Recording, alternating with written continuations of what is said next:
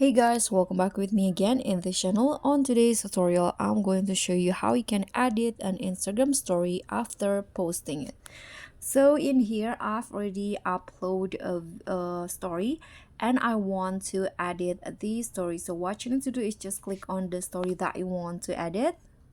So for example, I want to edit the story. So what you need to do is just click on the three dots icon at the bottom of the story. You can see in here, this one, click on more. So let's try again. Click on more, and after that here you can see there are so many things that you can do.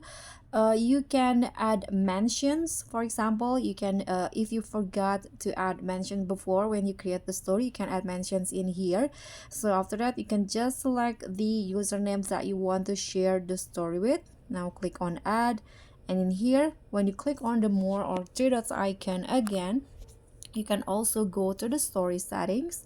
Here you can adjust the hide story from, you can adjust the close friend, and here you can also manage the replies, the message replies.